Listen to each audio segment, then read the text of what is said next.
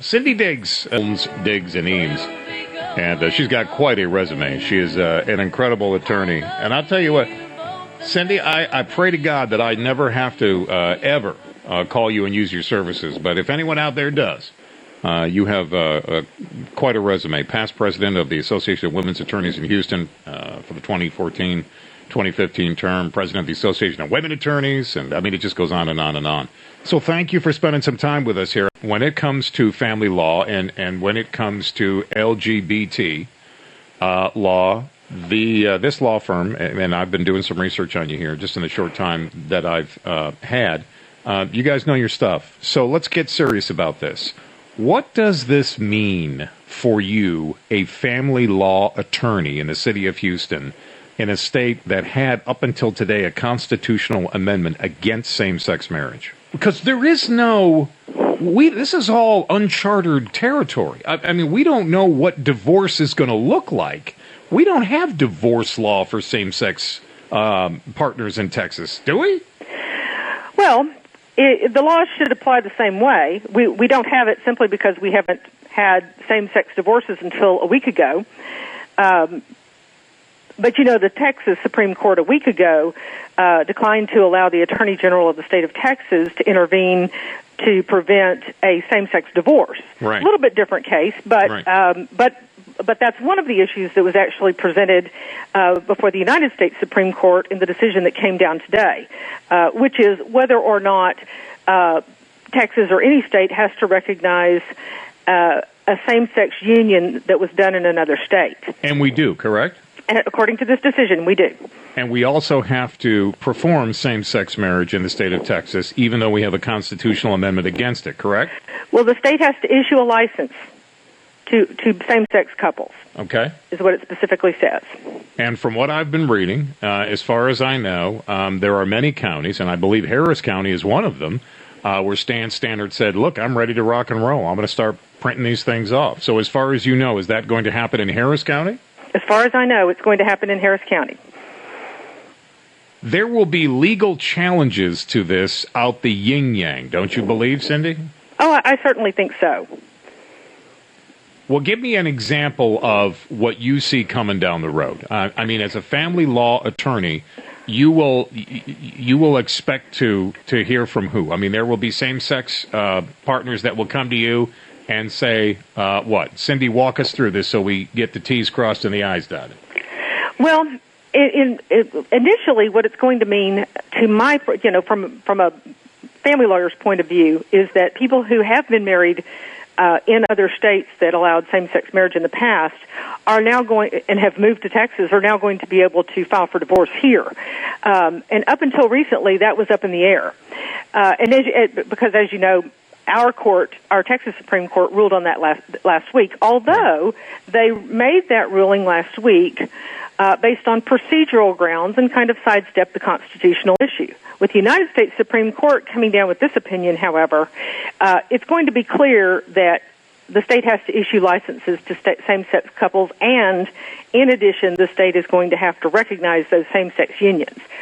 Now, in terms of, you know, how that divorce will look, it will probably not look too different from divorces that we've done in the past.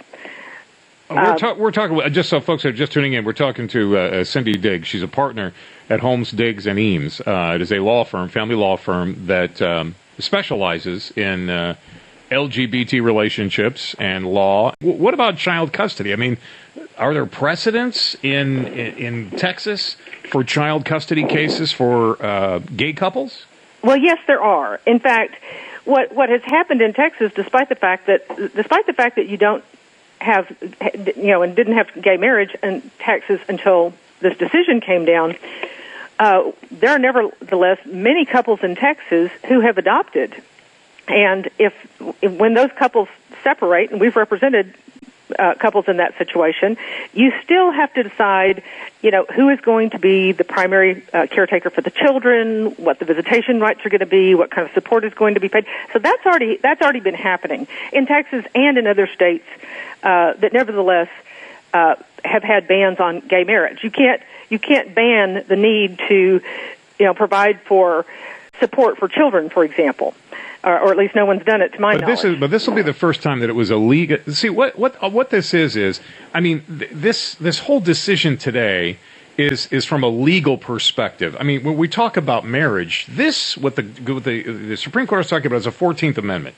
And you're an attorney, I'm not. But this was about what? Due process and equal protection under the law, correct? Those were the two things they pointed out.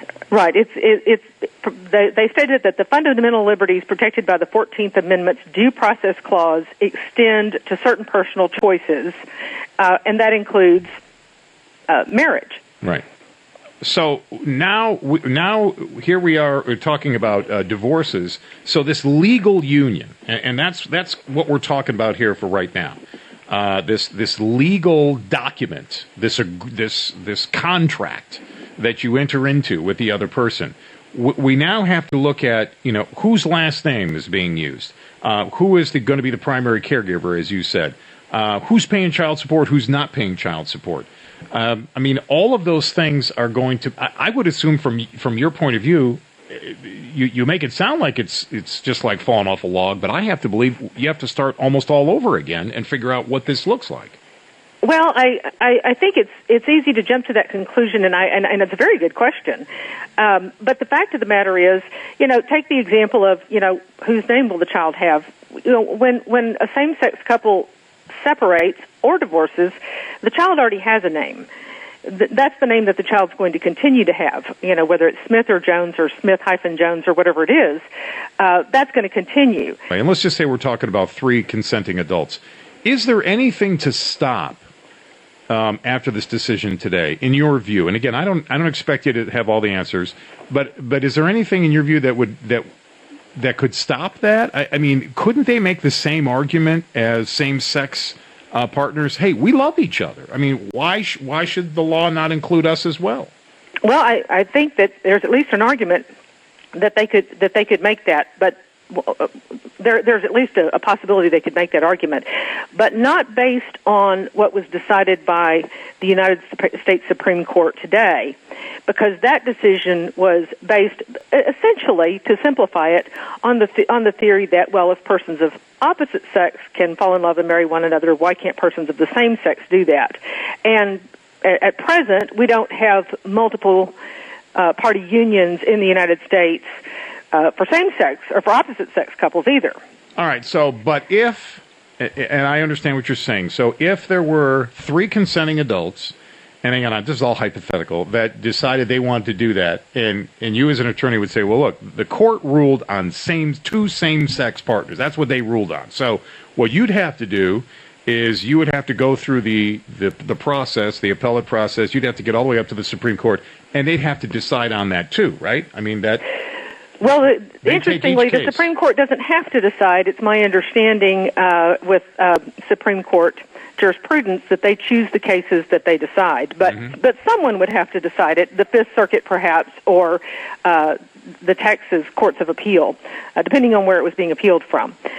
So, yes, that question could get reached by some of the courts. Well, let me just, and again, I'm going to just ask you for a personal question. Were you pleased with this decision? And again, I'm not trying to back you into a corner. That's not what I'm here to do. I appreciate you being on with us, but was this a decision? Let me ask that a different way. That's maybe not a fair question. Were you surprised by the court's decision today? No, and I don't mind answering either question. I was not surprised, and I was pleased because I am a person who is very much in favor of individual liberties. I think that the more individual liberties we have as a general rule, the better off we are as a society. But I wasn't surprised because we had the recent decisions from, I guess it's been about a year ago now, that everybody felt was pointing us in that direction. What do you say then to Texans that back in 2005, and I appreciate, you and I agree on that. We both believe in individual liberties, but the state of Texas and Texans voted for a constitutional amendment to ban same-sex marriage. Now, you may disagree with that, but the Texans voted that way. Don't they, too, have those individual liberties? Now, all of a sudden, a a judge, a panel of judges, a panel of lawyers has taken it upon themselves to change that? Well, essentially, the Bill of Rights and the rights that are protected by the Bill of Rights are there to protect us essentially from two things. One is from the government, from the state. But the other is to protect us from the tyranny of the majority.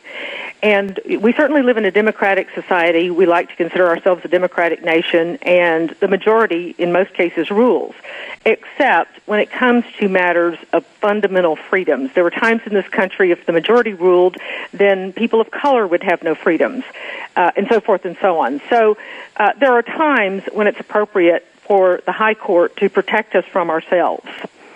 But never in the history of man has there ever been a question. Nobody ever, when the Bill of Rights was being written, did anyone ever come and say, hey, what about the gay people? And there have been, I guess you could argue, gay people since the beginning of time, I would assume. There was never a question. It has always been through the millennia, as Judge Scalia said. The way things have always been. Why all of a sudden have we decided that it is our duty in 2015, we must change it? Do you think?